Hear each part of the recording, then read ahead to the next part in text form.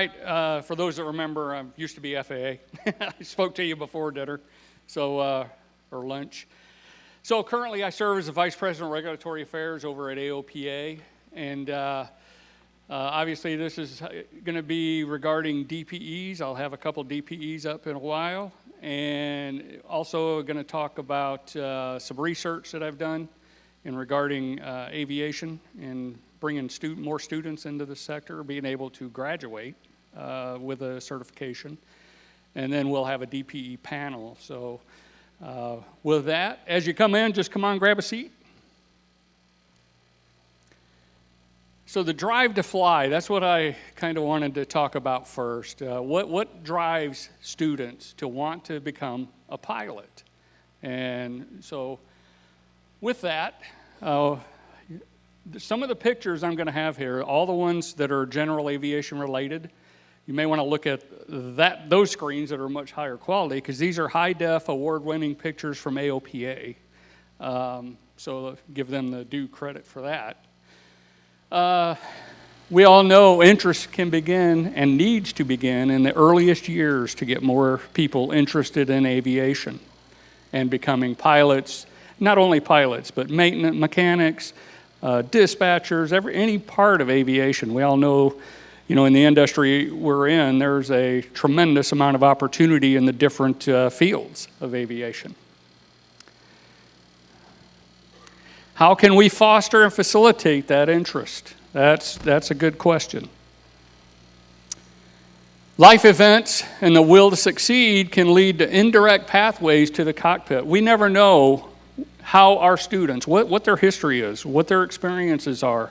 Many times we do not know what drives them to want to be pilots. It's important to learn that, to help as instructors in flight schools how to work with those students to make sure they don't lose interest and they're able to complete their training. Understanding students' experiences, circumstances, and pathways help determine when and how best to help them achieve their goal. It's not your goal as the instructor or anyone else. Your goal needs to be to help them achieve their goals and whatever it takes to do that. Our actions can directly impact the success or failure of a student. As an example, my personal experiences and pathways to the cockpit had many turns. It was very unorthodox how I achieved my goals, and I'll talk a little bit about that. But I've always retained my original goal through amazing people and support that were supporting me, and the determination. I was successful, albeit it took a long time to get there to what I wanted to do. What was my goal? With no family history in aviation, zero. I look back through family tree and nobody was in a pilot or in aviation. So at about 5 years old, I told my dad I wanted to achieve this goal. And what was that goal? Magnum PI. That was my goal. Now, I'm older than that. In the 80s, this was my favorite show. I wanted to fly helicopters. So I decided the only way I could get there was go through the military route and become a pilot. So you'll notice, what are these aircraft? T-38s, yes. So what did I do? 10 years active duty military, started in the U.S. Army. The T-38s were the first aircraft I worked on. I didn't work on helicopters or any of the fixed wing in the Army. I worked on Air Force T-38s. How is that? I became an aircraft hydraulic systems technician, not a pilot. So Army does not, they have the career field, the MOS, but they do not have that career field. And so they contract with the Air Force to teach the Army mechanics that were going through this at Chanute Air Force Base. So that's where I went. I worked T-38s. And then after that, I was on Chinooks, Hueys, Kiowas, and Blackhawks doing aircraft maintenance. Where is it? Okay. Then I got married. I was in Korea and got married, and then instead of re-upping, because they wanted me to, I decided, you know what, it's the old Army saying, if we wanted you to have a spouse, they would have issued you one. And I knew that I wanted to get more of a family life and more of a normal work schedule. So I switched to the Air Force. After 4 months, I entered the Air Force. I said before, I was already held the Air Force career field. And so I was able to go direct duty assignment, no training en route, and reported to Beale Air Force Base, California, with no uniforms even. That was a good conversation with the commander. And went to work on the coolest aircraft in the inventory. Okay, this would have been in 1985. And did 7 years active duty Air Force. What's the coolest aircraft that was in the inventory? You probably saw my bio. The sled. So I worked on both of the SR-71's A's and B's as a hydraulics technician. 4 hydraulic systems in that baby. And let me tell you, it was not designed to work on. It was tough. The skin, titanium and everything, it was unbelievable. But what a machine to we would go out and launch these every time they had a mission. And to see it, especially at night, see one of these take off and you're at the end of the runway with them, 50 feet of flame coming out when that thing's going. And if you've ever been to a drag strip with top fuel, you know how it just shakes you, you just feel it through your whole body. Multiply that about 10 with that baby. It's unbelievable to fly, to be in that. I spent hours as a hydraulics technician in the cockpit operating the flight controls with it on the mule, hydraulic mule. The fluid in it had to be there could only be so much oxygen in the fluid. And we tested that by compressing the hydraulic reservoirs. If they failed to test, we had to keep running it on the mule. So it's unbelievable. And then I was on the Dragon Lady. I did actually more time on the Dragon Lady. Beautiful aircraft, still flying today. They just keep upgrading it. With those 2 aircraft in the Air Force, we got what's called a Code 21. It was in our personnel jacket that says you are tied to those systems or similar. And it also came with a dedicated personnel specialist in the Air Force. In other words, it just didn't go through Air Force personnel normal. I could call my personnel specialist and talk with them about what I wanted next for duty. My last 2 years on those, I was in Osan Air Force Base, Korea, in the Black Cats. And then I came back to CONUS, back to the U.S. And this is where, even with Code 21, sometimes you get pulled to another area. And that's what happened here. I went to Hill, Utah. If you look at that, that is an AC-130. And it's got AQM-34 Teledyne Ryan Firebee drones on it. 460-knot drone, jet drone. Amazing. And that picture is actually out of Vietnam. So this would have been 87 probably when I worked on these. And the only difference between our aircraft and this aircraft is we had 4 blades instead of 3. So it was the same aircraft. They were C-130B models. Also, this unit had, now look at the mix here. We had H-53 helicopters, UH-1 Hueys, and O-2 Cessna Skymasters. What a mix, right? And other programs. This is a picture of what we did with the H-53s. So that's the drone after it's flown. It would go on shoot, and the helicopters has a winch system in the back, would come out and down, and it would grapple the parachute on the drone. If you read, you can't read it there, but basically the helicopter establishes a 1,000-foot per minute descent, and then tries to match, aims at the chute and tries to catch it right without getting it in the blades, and not miss it as well. Pretty fun to work. And other programs and locations. I cannot confirm or deny what that is. After the military, I ended up getting back into the helicopter world and civil sector. I had my own company doing some helicopter maintenance. Cattle herder down in Texas. Was stationed down there worked there for several years, maintaining helicopters. A&P 92, private pilot, SEL 93. I knew if I wanted to get to helicopter flight, I had to get fixed wing first, just due to the cost savings, because that PIC time counts. Helicopter maintenance for the cattle herder, helicopter 145 repair station, Fairchild Aircraft Services.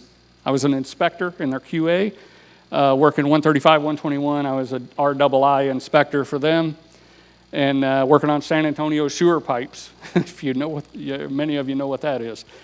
In 2000, I achieved my goal. I got the private helicopter rating, finally.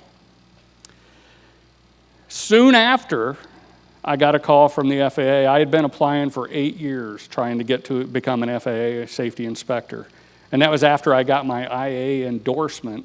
I talked with the inspector and got an interest of going that route.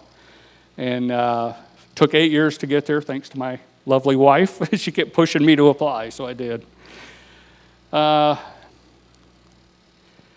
I did just shy of 20 years with the FAA as an inspector. My best duty was here in Singapore. I was attached to the Singapore IFO for 3 years, working all over Asia Pacific, managing repair stations, or MROs as they call them over there, all over Asia. Great duty. And then AOPA called. And I wasn't ready. I had like a year and a half before I could retire formally. And they called and says, hey, we need you as a VP of Regulatory Affairs. And I thought about it and I said, okay. So I resigned from the FAA.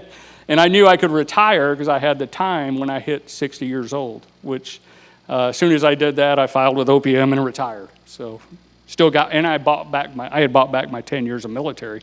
So I retired with a 30-year retirement. And I was 22 years rusty as a pilot, okay? So really I had to learn again. And Mark Baker and everyone, they said, hey, you're already a pilot. You need to get flying again. We want you to fly. I said, all right, I will, but I need to get an instrument rating if I'm going to do that, just to be safer. So I did that in 2022, and then this was a highlight so far with AOPA. In addition to helping all the members, we talked a little bit about that this morning. Flying the Ferrari of helicopters again after 22 years. So that is me. I'm in the right seat of that helicopter with the chief pilot of MD helicopters out in Mesa, Arizona, and I'm flying that thing. And when I was after my military, one of the jobs I had as a mechanic, I was maintaining one of these for an owner in San Antonio, a private owner, and I started flying with him. I wasn't rated at that time, but I just get a little stick time with him and stuff. So once true story, this guy was kind of wealthy. He owned one of these, and he's sitting at his desk and this talks about opportunities out there you never know. He's sitting at his desk, and I went and passed, the day I passed my private helicopter rating, I went back and I'm holding my temporary, I show it to him. He reaches in his desk and he throws the keys to his MD 500 at me and says, go fly for an hour and land over at the avionics shop. They're going to upgrade some avionics. I was like, you got to be kidding. He said, go. So I got to fly that $1 million some helicopter by myself first time after that. So I ended up getting about 26 hours in that by myself later on.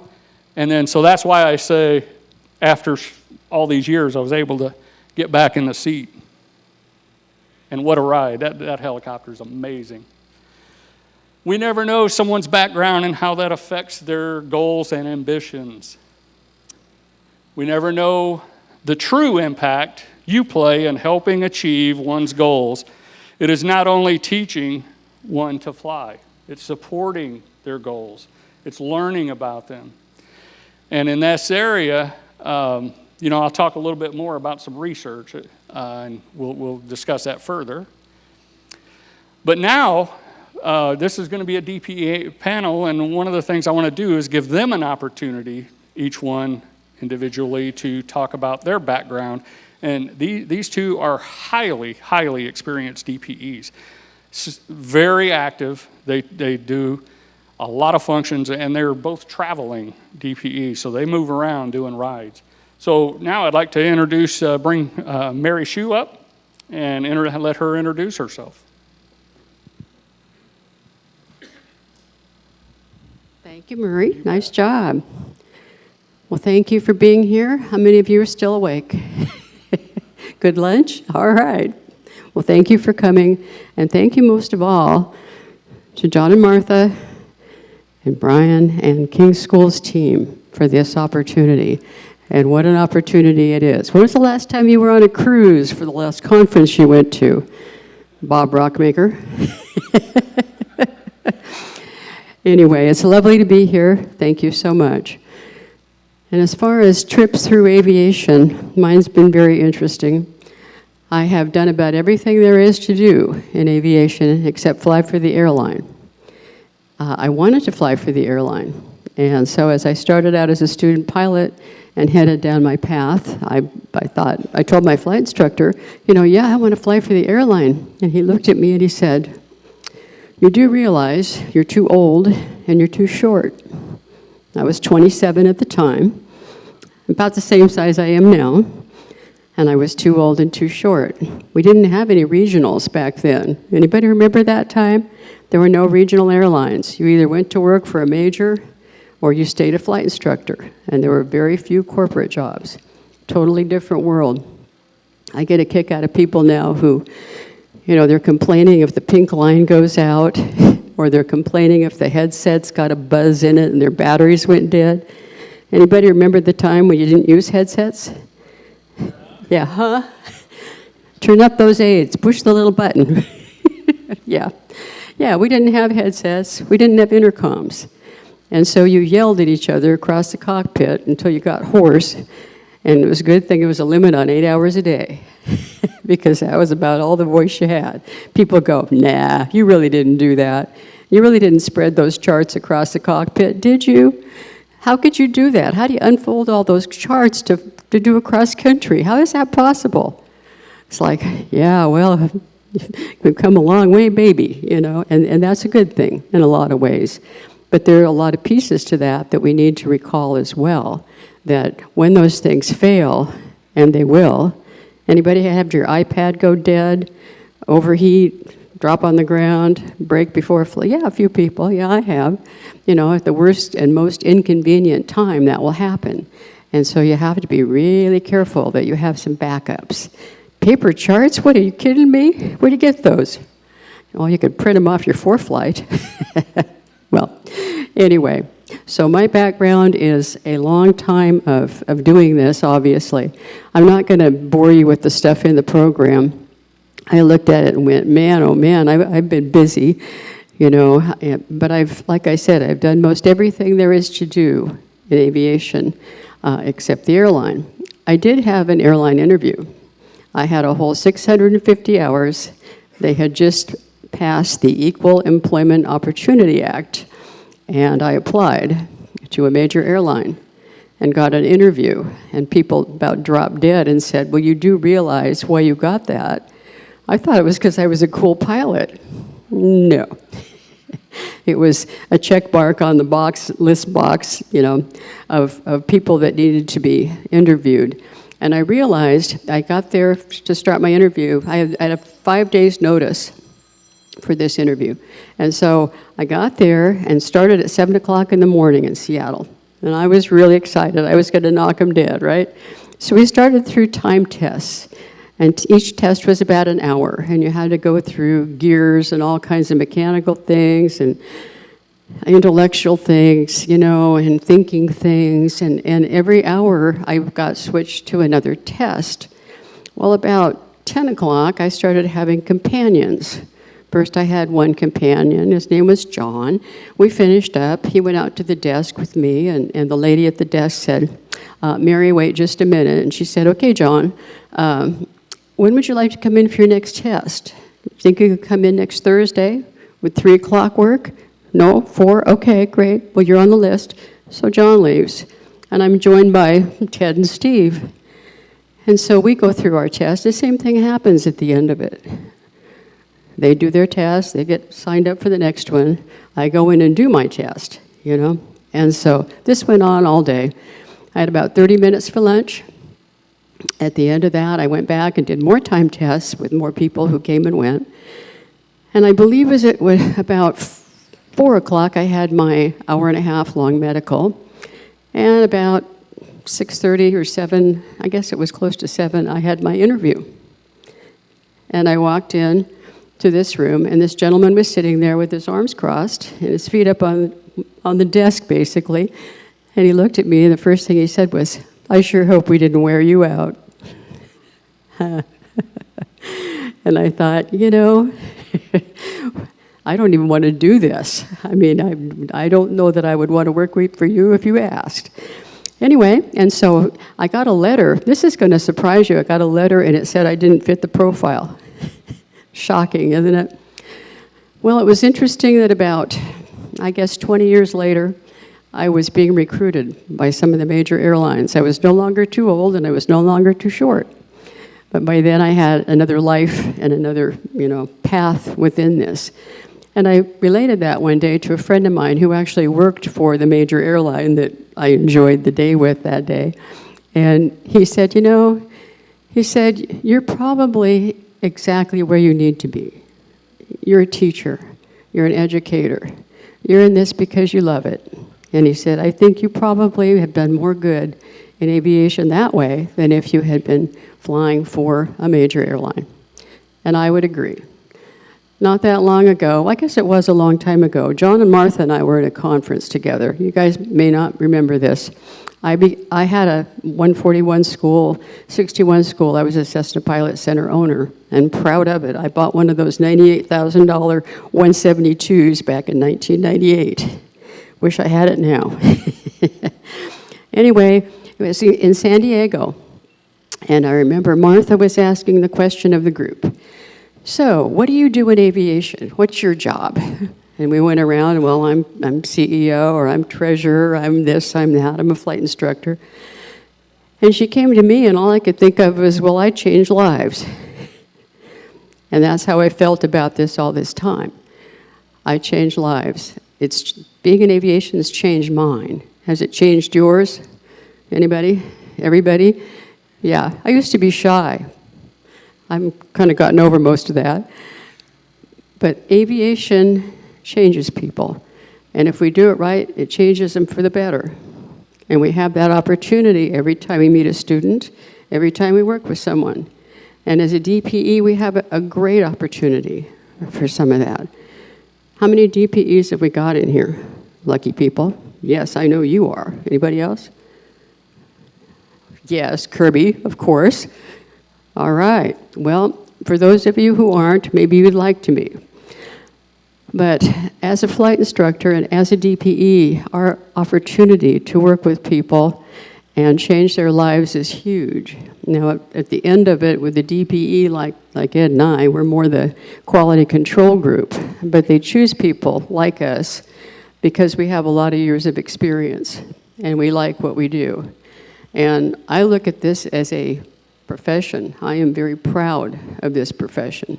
I don't look at this as a step on to anywhere else. I look at this as a very important, life-changing or life-threatening, however you want to look at that, a life-changing profession. And people that come into this as flight instructors anymore may or may not have that same kind of mindset. I always ask them when they come to a check ride for an initial, why are you doing this? Why do you want to be a flight instructor? You know, it's hard. Long hours, you don't make a lot of money. You know, it's hard work. It's the hardest thing you'll ever do in aviation. Why do you want to do it? And sometimes I hear because I will help people. I want to help them with their dreams. I want to help them move along the path. Other times I hear, because the uniform is cool, I'm going to make a lot of money.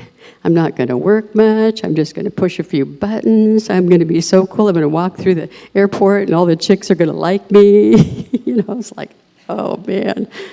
And generally, they're the ones who maybe haven't studied, maybe haven't gotten really into the fact that they got a 72 on their knowledge test a year and a half ago, and maybe they should have brushed up more because they can't get through the oral, things like that.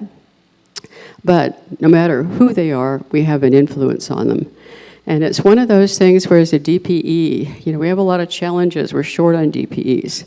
There are fewer than there need to be. And there are a lot of reasons for that, and I'm not going to, we could point fingers in every direction, but it's an issue, it's a challenge. But some of the things that create that void in people actually being able to show up for a test and then take one are a direct result of what the school does to prepare them, and so on. And so we're going to talk about some of those things Murray is as we go along here. But I'm pleased to be here, and if you don't get a question answered, I'm going to be on this ship for a couple more days. You probably didn't know that, right? Please feel free to come talk to me. Thank you. All right. Look forward to the conversation later with him. And now I'd like to introduce Ed Comiskey and have him introduce himself. Well, that's a hard act to follow, but once again, thanks to the King Schools for having us here. It was an honor to be asked to come sit on this board. I'm an aviation addict. I just have to admit that from the beginning. I would do it if it was the only thing I could do. This is it. Started when I was, 1974, maybe 9 years old, when I wanted to start flying, and then fortunately, family supported it. My dad let me learn to fly, so it said, don't buy a car, put your money in flight lessons. So I learned to fly. Flight instructor by 20, just figured out this morning when we were doing that stand-up, how long you've been here, it's 38 years for me. And got lucky enough to move into management at one school, and then spent, 31 years in flight school management until about 4 years ago. My former business partner, Keith, said, why don't you just go be a DP full-time, and he bought me out. And so I've been doing this DP thing since 2018. And now I'm doing it full-time, and I tell people I don't work for a living. I just play with airplanes all day. The really cool thing about it is I get to meet all these young applicants that we all have the same dream. We all have similar stories, but I get to hear their origin stories. It's how I start off the flight test because I want them to be relaxed as relaxed as they can be. We all know they're not going to be completely relaxed. But it is an important thing that DPEs do is giving that applicant that fair chance to show what they know and what they can do, and that's sometimes a challenge. And like I say, it's a daily reminder to myself that I was there once too. And so I'm very honored that the FAA has selected me, and I'm glad that I'm out there helping them. I'm glad I'm here today to talk to you all. So thank you. All right, thank you, Ed. Just bear with me. I'm going to move this because I think it's blocking some views.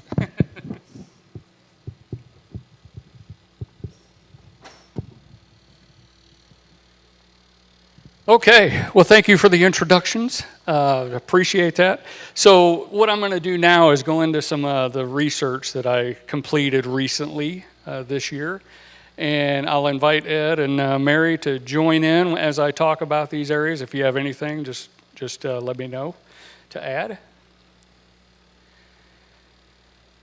So what about the research?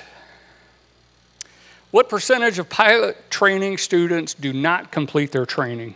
What do you think? Rough estimate. How many? 40? 75? What else?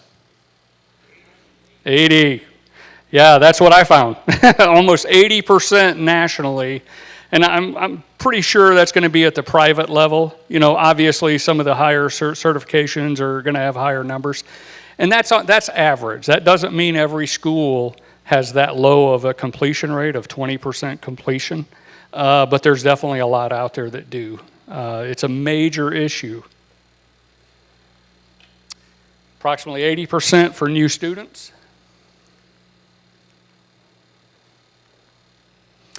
What does available research provide on the subject? So the research, this year I completed a Doctor of Education in Education Leadership. And, obviously I had to do research. Now, you'll notice it's a Doctor of Ed and not a Doctor of Aerospace. And I intentionally chose that because of my background and years of experience. I thought, let me delve into another area of higher education and see how that applies. So in May of 24, I was able to complete the dissertation level and got approved. The research was site-specific because it was a Doctor of Ed. It was a single location, a large one, I don't want to fall. A large 141 flight school was my site that I chose. Therefore, it was not generalizable at a national level, and it is not published, the work that I did, the research I did. I had to defend the proposal, and because I was in a Department of Ed program, I was the only one through all of my 4 years and 3 months of coursework that was not a teacher, a certified teacher, or an administrator in a school. I was all aviation oriented. A lot of what I did was teaching, just in the aviation side of the house. I also had to defend the final applied research report. It was 109 pages. And I had to have a minimum of 100 references that were peer-reviewed, and that's key here. The 80% of those had to be peer-reviewed. We've all seen the articles of how to retain students and all that in aviation. Articles in regular magazines, although very good, they're not peer-reviewed. Peer-reviewed is at a doctoral level. They peer-review the research that's being done. I'll talk a little bit more about that in a minute. My research question was, how can the problem of low percentage of flight training completions be solved?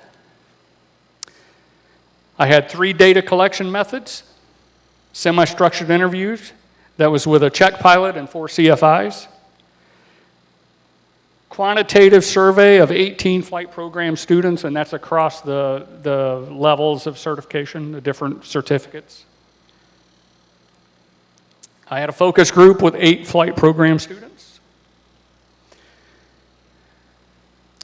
And the students included private, instrument, commercial CFI and CFII,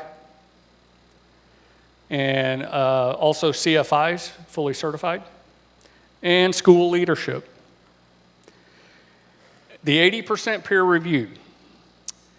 There is minimal research for this exact question that's peer-reviewed. It's almost, I think I've maybe found 4 to 5. And so problem I had to have peer-reviewed literature to be able to pass when I was doing my literature review and get approval. So I contacted my doctorate chair and I said, here's the issue. There's no peer-reviewed, very little peer-reviewed literature in this area. And she says, well, you got a problem. I said, yeah, I do. I said, here's my proposal. I would like to reach into the higher education sector in general and use that peer-reviewed literature because it's very close, especially a 2-year, higher education program that's even the technical side. It's very similar. A private pilot working away for a professional pilot is going to take about 2 years through the CFI ranks and stuff, at least, usually. So she approved it. She said, that's a great idea. So that's where I ended up getting my peer-reviewed research, and I'm glad I did because it opened up some very interesting research results. I've already mentioned this. There's a lot out there, but most of it's not peer-reviewed. Higher education is what I reached into. Possible causes from the literature review was fatigue, financial ability, training, aviation communications, stress, lack of motivation, and the onboarding process. There's a key. onboarding process. How are you as a flight school bringing in your new students? There was 3 themes identified for the semi-structured interviews. That was training, mentorship program, and organizational operations. For the survey, it was a Likert scale, 1 to 5, 5 being the best. Frequency and averages across the survey data, there's the numbers. So you can see this school had pretty high numbers, and they do very well, there's no doubt. So I'm not going to read through all these, but you see them there. Focus group, codes and themes that were identified, training costs, and that's the financial impact and other financial resources, training process, CFIs and progress checks, company procedures, information availability, procedures, mentorship, standardization, and maintenance. Now, I will say, the school that I researched, company procedures, exceptionally high, highly rated from all three areas. So that was excellent. Semi-structured interviews. Training student and instructor was most prevalent code words in the interviews, and mentorship was the second theme identified with code words: time, completion, personal, engagement, motivate, encourage, openness, communications, and mentor. For the survey, it was training process and mentorship program were the 2 themes identified. One of the prompts found that 33.4% of the respondents felt finances was not the primary reason students do not complete training. Many times we hear, it gets too expensive, and what I believe and many others, that can be a convenient excuse. I mean, most students know exactly how much it is an hour, what it's going to take, and they, no school I know of says, you're going to do it in the minimum. That's just not usually the case. They're going to say, it probably could be 60, 70, 80 hours before you finish your private. It all depends on you, So that was pretty enlightening there. That's a pretty high percentage that feel it's not the financial was the primary reason. The focus group, 3 themes were identified, including training costs, training process, and company procedures. And again, company procedures came in really high. Research indicates a 0 time to commercial CFI with an instructor certificates to be approximately $110,000. This was, almost it was in May, basically, April timeframe. And again, that's probably at your larger schools. 61s may be able to do that cheaper, obviously. Comparable to many 2-year higher education programs, when I did that comparison, it's pretty enlightening. A lot of your programs, higher ed programs, they're very close to that cost. Very, very relevant. So the findings, the common thing of mentorship arose from the data collected from the interview survey and focus group, and indicated the need for a formalized mentorship program. Of all data sources participants, only 1 person really had a thorough understanding of the differences between coaching and mentoring. Who can tell me what a coaching is? Anyone? Or the difference between coaching and mentoring? So coaching, what I heard through the interviews and everything is they're coaching in the cockpit when a CFI is giving that instruction. They're coaching. I was like, okay, that's really not. That is coaching is when you're correcting or training a behavior that you're seeking from a student. Mentoring is the personal side of it. It's looking at that history of that student. It's understanding what their background is and how that relates to how they're performing. It's personal issues in their life that may be causing roadblocks in their achieving certification or quitting, stop flying. That's the mentorship side. And in many areas, and it's not only aviation, it's across the spectrum of industries. Mentorship is weak in a lot of areas, a lot of organizations. Coaching is teaching and correcting desired behaviors, much of what is done in the cockpit and in the ground schools. Mentoring, the personal aspect, getting to know the student, what their drive to fly is, what is going on in their lives that's affecting training and performance. What can you do to assist to overcome or overcome roadblocks or difficulties, and what can you do to help motivate? So it's understanding and mentoring them. That's how you get that. You're able to really help them knock the roadblocks down and help them through and keep them motivated. You know, they lose motivation, that's when they're going to quit. Most of the time. They got to stay motivated. Maury, I have a personal story about that. Oh, yeah. I was like, who's that? Over here. Yes, go ahead. Sorry. Yeah, I was like, who's over there? Go ahead. At one point in my life, I had moved from one part of the country to another, and I arrived at the new location intending to be a flight instructor or a corporate pilot, which I'd done most of my career up until that point. And I arrived with 2 small children as a single parent with no job and a broken foot.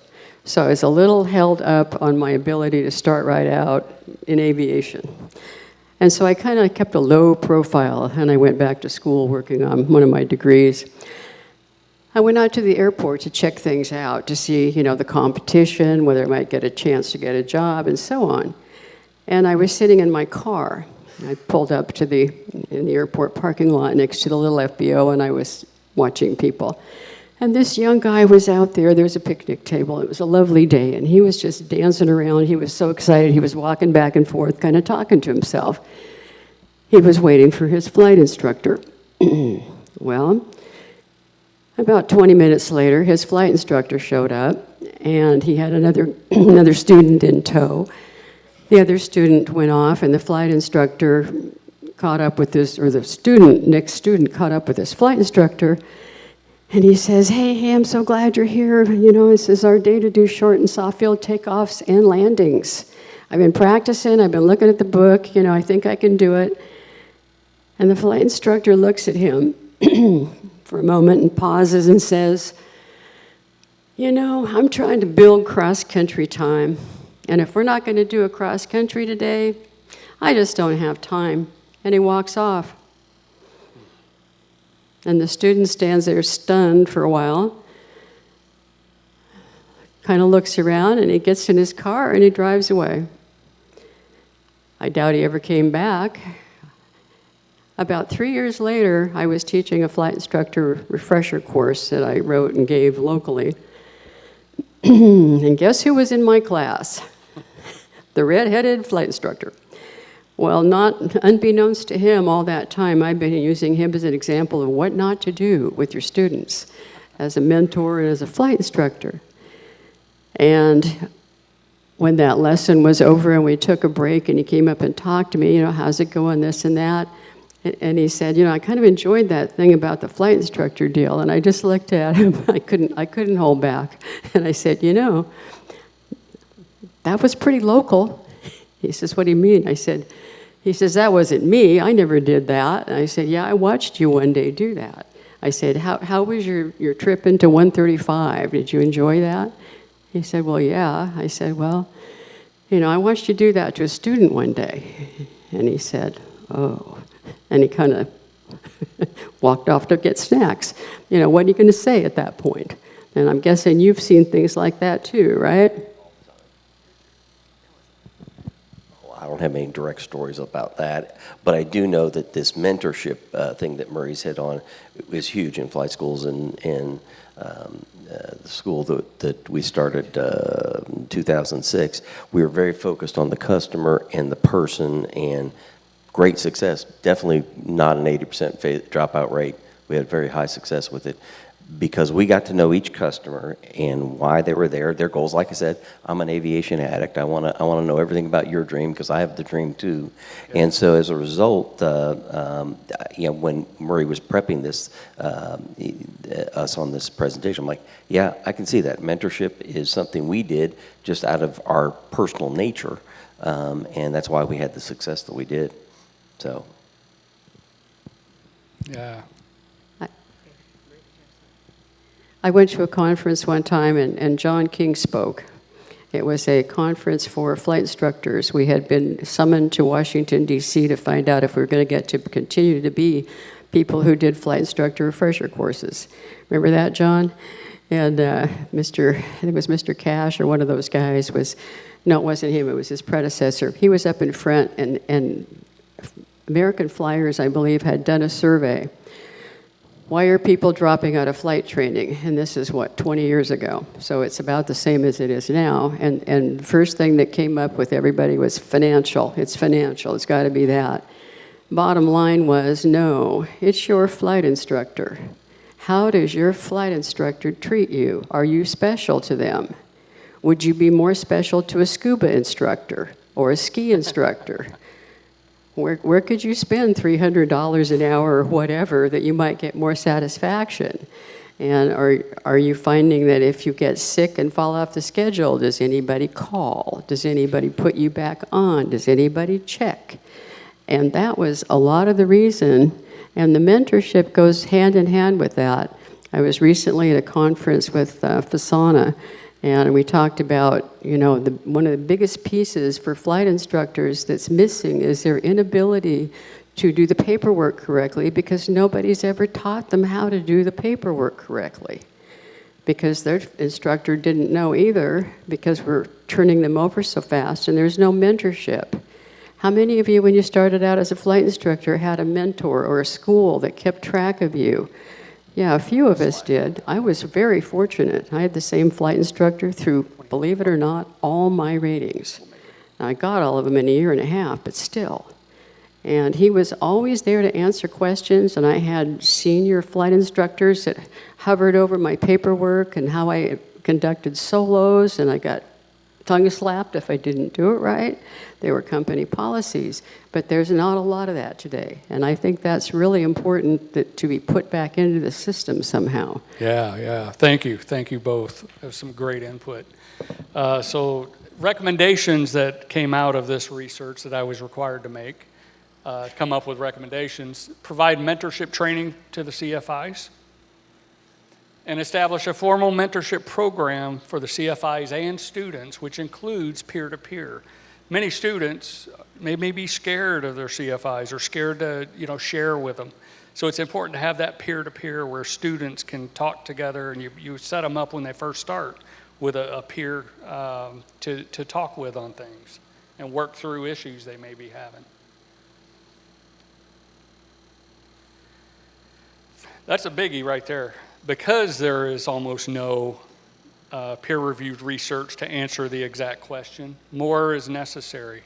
And one of the reasons I wanted to do a doctorate was to add to that. So even though mine is not publishable because it was site-specific, I took a few months off since May, and now I plan on starting at a national level, probably using some AOPA survey resources, stuff like that, to work at a more national level to try to add to the research in this area, because I think it's very important. That's basically what I said there, I think. Yeah, at a national level that would be published and would be generalizable. So I want to break for a second just for have any questions up to this point. The next part of this is the DPE panel, and we have a lot of data to share.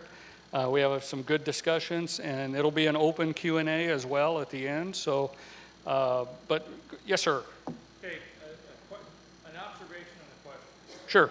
The observation is that I've seen too many young flight instructors, and sorry, there's some young people in the room here. I don't mean to generalize, but I am. All stereotypes are true until proven false. But anyway, inexperienced flight instructors, to say it that way, on the mentorship thing, they think there's something wrong about liking to fly.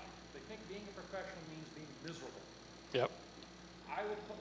Hell, I like seeing the houses get small. It's fun. Every time I take off, I get jazzed.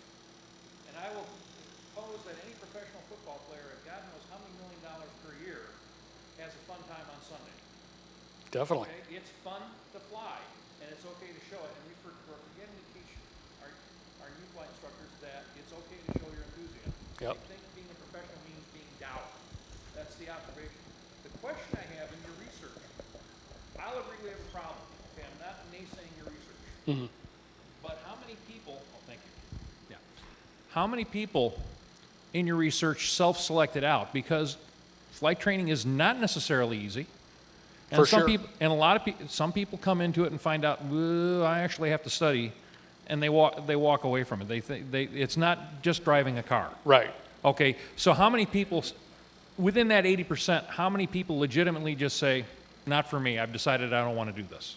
Yeah, so great question, definitely. And one that I wanted to ask too, I was limited on what the number of questions I could get into or the number of areas because I knew it was site specific and because the school watches that. So, by the way, it was Liberty University that I attended. And so at the national level, when I start this research, that's definitely going to be a deeper dive in that area, the self-selecting out of the program. It's a great question and very relevant. So. Anyone else? Hard to see any hands. I don't see any. Okay. All right. That's just another shot of Mesa, me flying that helicopter.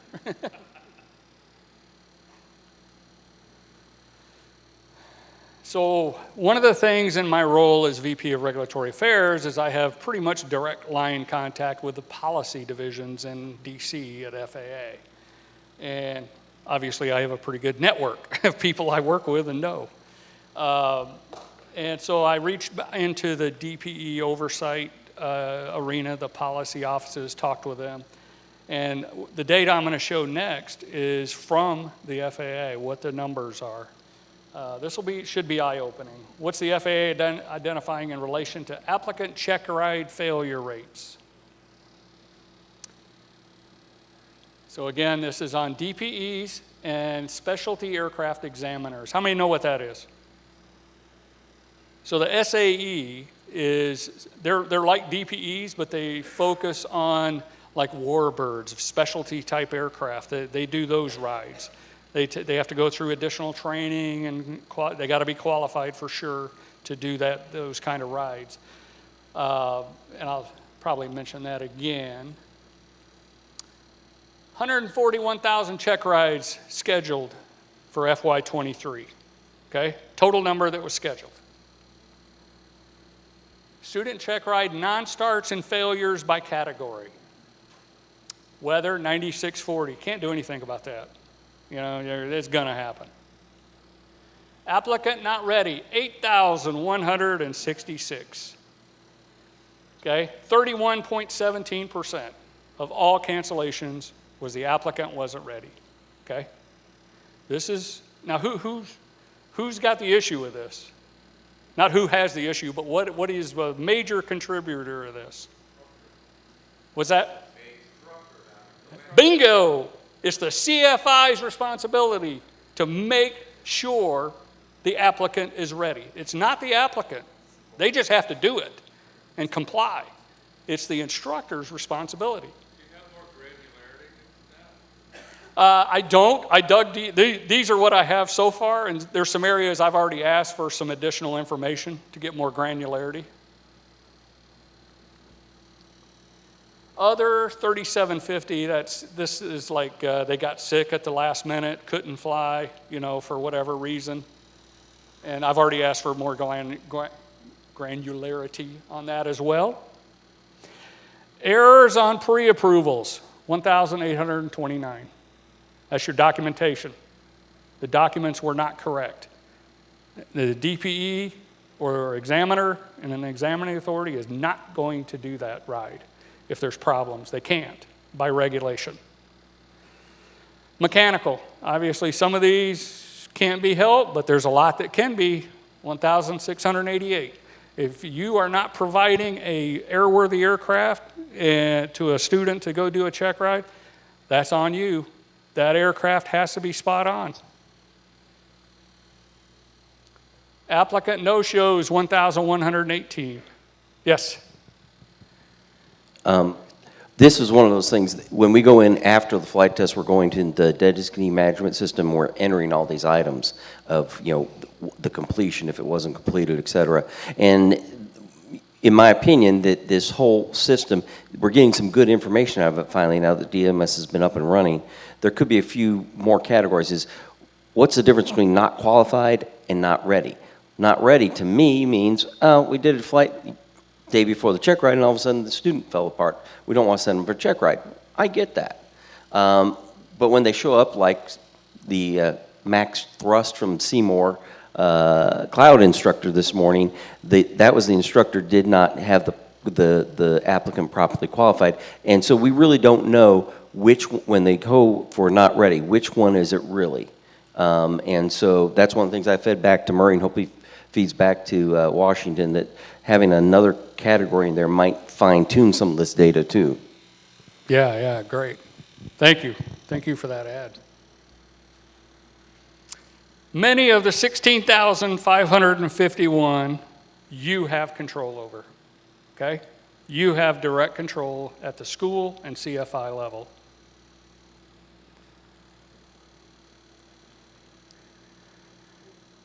Yes? A little additional cause and effect for the students being not ready. Oh, there it is. One of the reasons that we worked so hard to do the examining authority thing was we saw the DPE shortage coming up. And, but what I've seen happen mostly with other schools, for the check rides that we still do with DPEs, we see it just get a little taste of it there. But with the applicants having to apply for check rides or schedule for their check rides further out, that makes it much harder to meet that goal. So it's it's incumbent upon the instructor to make sure that the student gets up there and ready, but the farther out you're trying to project that check ride, the more difficult it becomes to meet that. You don't want to schedule it too far out and then they're ready and not, and just kind of marking time, a military term. You're just standing there waiting for their check ride and having to sustain their skills. But you don't want to set it in too close either if you're able, and then they're not ready. And so, and inevitably, you set what you think at the time is a good goal. Okay, we can get you ready by that time, and then any of the other factors appear. Life gets in the way. You got weather, you got mechanical issues, you got, something happens with the students, something happens with the instructor's schedule. Any of those things happen to delay that. And then you've got a, scheduling. They don't want to make the DPEs mad that they're going to be taking the check ride with. That's not the intent, but there is a little bit more to that issue. Yeah, and that's spot on. There's definitely more to it, definitely aware of the other issues. We're going to speak a little bit more to that. So thank you. That was a really good point. You mind if I ask one of the crowd and of you? Recently, I've experienced a situation from a school, DPE, FSDO, and 850. And so the question pertains to if you have had a DPE now request complete training records for 141 students to review in advance of a check ride, in addition to a 141 graduation certificate, which used to be the golden ticket. So now we have DPEs that are requesting the entire training record and then doing a deeper dive into that on how many specific hours of ground, what that ground covers, what the flights cover, which, then do they actually know what the TCO approval was? Those are some other questions. But we're hearing that from some particular schools that are asking for things, and they're asking for this. We have electronic record keeping, as you're aware, in CTA, but now they're asking you to export everything that's in CTA, that it may be the phase progress reports and so much more. And then there was a guidance email that was forwarded to me that came out of 850 that specifically said that this is now a mandatory requirement for a designee because a chief instructor is not considered a designee. And they have to check the box that you've reviewed and verified. So this is something that one particular school has had 12 cancellations because what they presented wasn't, it was a training record, it was a logbook, it was something, and wasn't in depth enough. So just wanted to see both sides. If anybody out here has experienced that, or on the front side.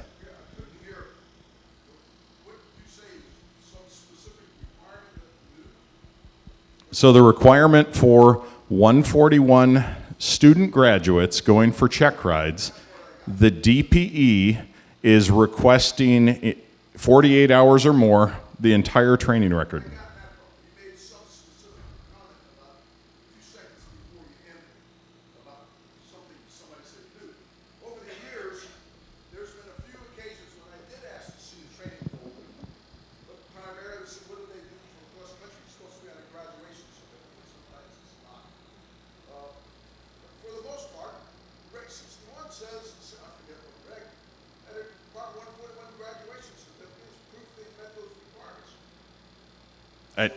That's my agreement and has been for 27 years for myself. Have any of you heard anything from 850 on guidance that you must review? Because that's the email that I read. Go ahead, Mayor. I've started hearing that, and just, this is not the FAA speaking. This is what I've observed over the last couple of years in particular. It's getting to the point where you look at a logbook, you have no idea what anybody's done, when they've done it, or where it I mean, you might know where it happened, but you have no idea whether it meets those requirements or not. People are not putting anything in the logbooks. Occasionally, all I find is a flight instructor's signature that I can't read. Well, that's not real helpful. Nor, when you look at page after page, do you see anything other than lesson 14, lesson 26, lesson 63? And everybody's got their own syllabus if it's 141. So what does that mean to me? You know, I don't know how many hours it is. I have to ask the school. And that's one of my big challenges with feeling good about a lot of this, is that short cross-country solo situation that we're facing in this country. How many of you have seen that you can come out of a 141 school with a grand total of 2.4 solo cross-country hours, and that's it? Yeah. Yeah.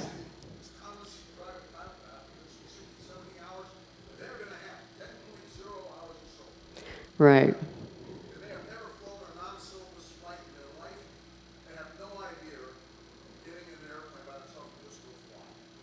And my concern too is that at some point, and not too far in the future, we're going to be on an airliner, probably a regional, sitting behind two pilots. Total solo cross-country between them is less than 5 hours. And probably during that time, they went to the same place. They did their dual cross-country, which is about 51 or 52 miles from home, and back. Their night one, training, same thing, same place and back. And then their long solo cross-country, which they have 3 landings, would be there, something, 10 miles off that route, and home. That's the only place they've ever been solo. You get into the commercial, it's the same thing.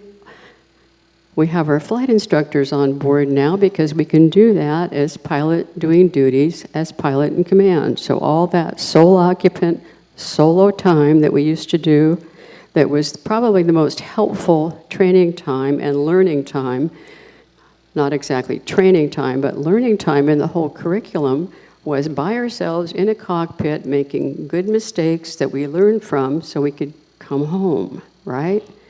And I hear people say, well, it's not even legal to send somebody to a destination where I haven't trained them to go. You ever heard of that regulation? I don't believe it's in there. Yeah. It's Exactly. not. Yeah, and so what does that mean?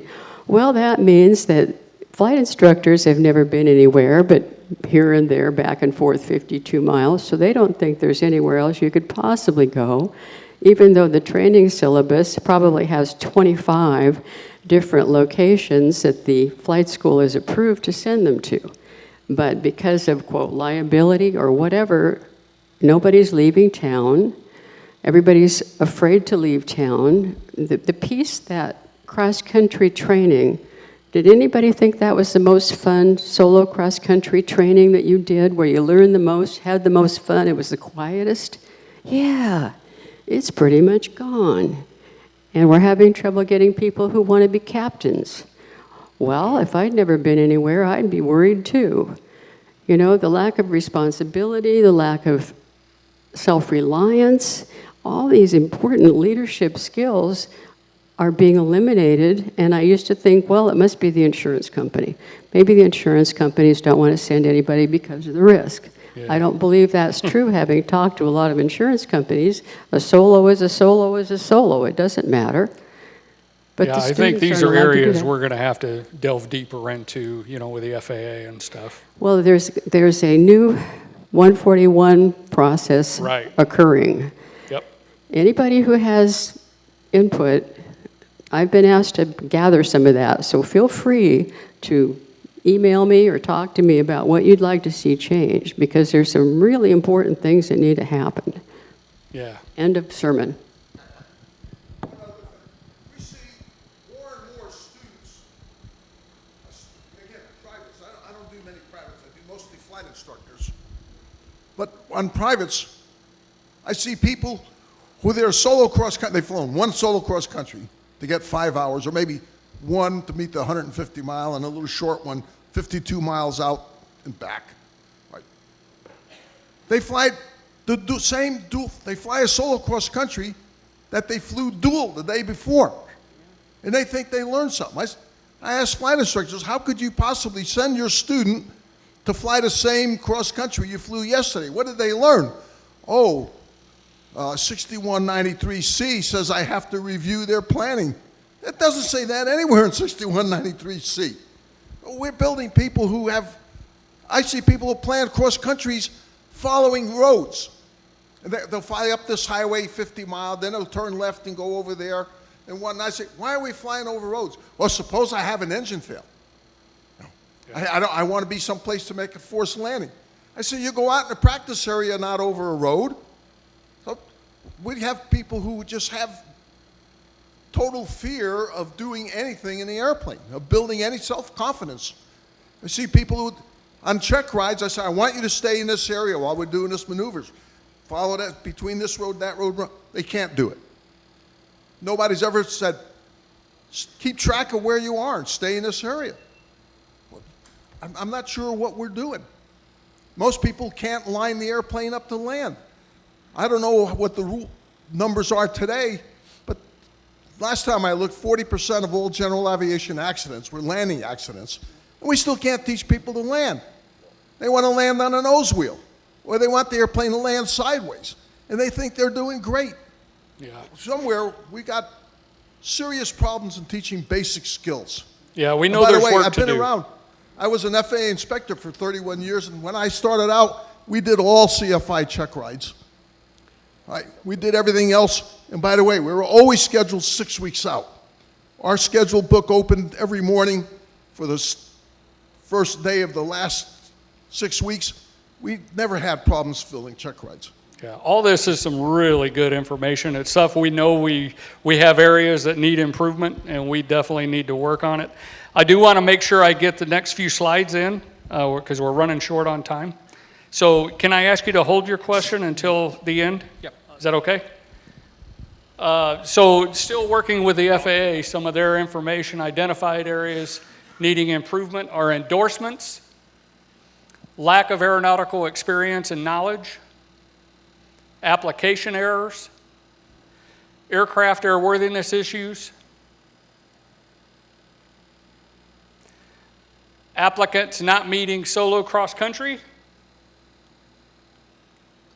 instructors not logging the ground required for the aeronautical knowledge areas of 61, 105, 125, and I can't read that other one because it's cycling.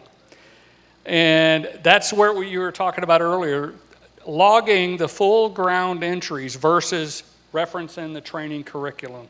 DPEs don't have your, they're going to have to ask you for your training curriculum so they can go in and check things. You're just adding more and more time to the DPE side of the house. But this is from the FAA. They're wanting to see the ground entries in the logs for the training they've received. And what are they doing to help? FAA is there to help. Increasing the number of DPEs. As of last week, there's 1,024 active. When I started with AOPA, it was about 700 something. So I've been continually working the last 4 years with that office to increase those DPE numbers. Increase the initial training course size. They recently switched from 16 to 24 DPE size, and they're having them every month. They dropped the geographic boundaries, as many of you have heard. Eventual transition to DPE National Oversight Office. This is in work now. Florida area has already got, is the first location. I believe they have like 4 or 5 FSDOs under them, but I think I heard 60 or 70. How many? 187. So eventually this is going to go national. Okay, and that's to help build consistency in how the DPEs are managed, the selection of DPEs, just all the areas where we are seeing issues. Monitoring and correcting low activity DPEs. This has been a pet peeve of mine that I've been raising hell with the FAA on, because we find there's DPEs that are retired, or they're doing very low numbers of functions. And they're taking the spot, because you've all heard the FAA FSDO say, well, it's a need and ability to manage. They live on that. So, and a lot of them aren't in a hurry to replace the DPEs because it means they got to, bring on another one that's more active, Incorporation of Airman Certification, ODA. Okay, this is a new one. You've probably seen the memo on, or the document that came out. So it's for 121, 135, 141, 142, 145, and 147s to perform airman certification. So pilots, mechanics, and all the other areas in the carrier world. So a quick overview of what that is. I just got these from the FAA. It's a is that misspelled? Revision to the Order 8115. That order already exists. They're just revising it to add in airman certification to that realm. It's going to evolve, strengthen, and expand the ODA process. So it's a separate office in DC that manages this. So I'm having to start making sure they're talking with the DPE office as well, because they definitely affect each other. And when you read that, it reads like, oh, it's going to do away with DPEs or drastically reduce. I had a specific conversation with a division manager at FAA on this, and he confirmed to me, he said, yeah, that's not really what the plan is. He said it's going to help, and over time, years, as this gets involved, it could bring down the number of active DPEs because they're not needed as many. I said, well, that's going to be a while because you need them. It's going to publish and implement Revision C, so be on the lookout for that. It's not out yet. 90-day public comment period is going to begin. Oh, it did begin on July 22nd. It's expected to publish in early 25. So this order revision, be on the lookout for it. This is their symbol, or their chart. So the big difference is in the box there. Right under the current system, FAA management appoints, manages, managing specialists, I should say, appoints, manages, oversees, provides training, and maintains records. Under the ODA system, the FAA organization, the ODA, the FAA appoints the ODA holder, authorizes the AC ODA functions they're able to do, and manages and oversees the ODA holder. And these will be in your packet. You'll be able to see these slides. So key points with this is it expands FAA organization delegation by adding the new Airman ACODA. Individual designee system and ODA system both remain in place, okay? They're both going to be active. And a little more on that in a minute. Implementation of ACODA is not mandatory. In other words, on the 141 schools, it's not mandatory to get it. It can be a good thing though. Individual designees, DPE, DME, may become unit members at an ACODA holder and maintain their DPE, DME authorization. So you could be a unit member in one of these ODAs and still have your DPE to do outside the school. These are going to be school specific, 141 specific. Provides an opportunity to increase capacity to conduct airman testing to better meet industry needs for pilots and mechanics. Give applicants additional options for scheduling the airman certification tests. Cost of DP, okay, this is the next one. Yeah, the cost of DPE service, this is stuff that we see through AOPA, constant calls on this. And I already told these two that I'm going to be talking about this. Cost of DPE services. FAA is starting to pay attention. They are. They're starting to hear people are saying, hey, costs are getting extreme. I mean, we've heard over $3,000 for a private pilot check ride in some locations. Yeah, wouldn't we all, right? I mean, FAA is starting to pay attention. They're seeing more set pricing based on geographic location. There's some reasons for that, possibly, due to location, the cost of living in a location. However, it's being construed as price fixing as well, you know. Yeah, there's some. Yeah.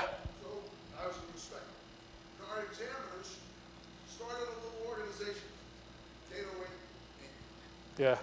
Gotta start sending 1099s. Yeah. Our husband was a lawyer. Yeah. So examiners start talking about, let's set price. And the lawyers say, whoa, you all gonna go to jail. That was the end of that one. Yeah. So they're hearing it from me. FAA's already hearing it from me. Okay, I want to keep going. Hiring of full-time airline pilots and others providing limited availability, another pet peeve of mine. And I had good discussion with these guys when we were prepping. There's a reason that that's that way. Back in the day, FAA required, they only wanted airline pilots as DPEs. And they haven't got away from that in a lot of areas. And because they didn't want full-time DPEs because they were afraid they would abuse the system or whatever. Yeah. Yeah, I know. Yep. We wanted people who had time to we didn't want them to work for a school, but we wanted them to be available to have knowledge of flight training. Yep, no, I appreciate it. Before the National Examiner Board, Yep. we did it in-house, we never would have made an airline pilot. Yep, I appreciate it. I do have slides to get done. We're out of time, so I want to keep going. Lower number of check rides, retaining a DPE slot when retired or performing very limited. Inconsistent determination of need and ability to manage, another pet peeve of mine, being a previous FSDO manager. DPE application submitted when not qualified. FAA is really speaking to me about this. They said, we get DPE applicants all the time that apply to be a DPE, and it's great they're doing it, but they know ahead of time they're not qualified. They're trying to get a waiver. They said, we don't waive it. You got to qualify. And so it wastes the FAA's time when they're trying to go in and approve who they can qualify. So, you know, if you're looking to do a DPE, if you're qualified, by all means. If you're not qualified, don't even do it, because it wastes time for the FAA. So they've been bending my ear a lot on this. Revision of the order provides policy of how organizations may apply for an ACODA. Current Part 121, again, already said that. Must have experience managing programs related to issuance of airman certificate. Notice that does not say you have to be a DPE. You do not. To be a unit member, you don't have to be a DPE. You have to be qualified to fit that. There is going to be training that you're provided, like a DPE level training, to be a unit member, but you don't have to already be a DPE. So it's going to open another avenue, really. ACODA holders are authorized to conduct specific airman testing functions for pilot and mechanic certification tests. What can you do to help? Ensure the multiple DPE reservations are not being made by applicant or school. Another big issue that we're seeing out there is students or schools are reserving multiple DPEs just to try and get a ride. It ties up the DPE schedules, and then there's a no-show, or they have to cancel because they got it from another DPE. Well, you've just wasted all that time that another applicant could have been using. So do not do that. Don't do it. Establish mentorship programs to mentor students. Already discussed that. Establish quality assurance QC. Quality assurance, establish quality processes to ensure accuracy, and QC is audit to determine the compliance of the processes, receive the feedback, and make corrections so it don't happen again. This is another area where schools can establish these to make sure, and what this is specifically talking to is the data quality. That way, with these systems, you're able to know that when your applicants or your CFIs load in the system in IACRA, it's right and there's no question.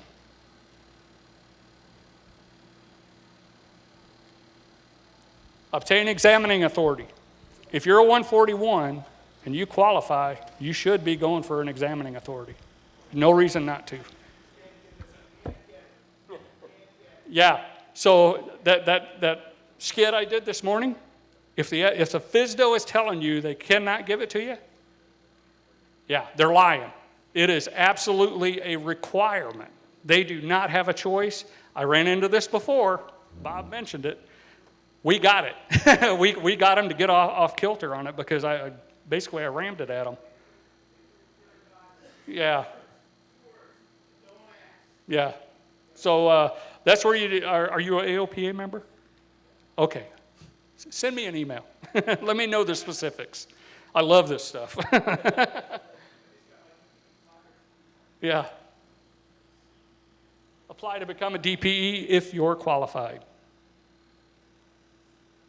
And become an ACODA if you're qualified. These are just two of the things. These will be links. They'll be in your package. Thank you.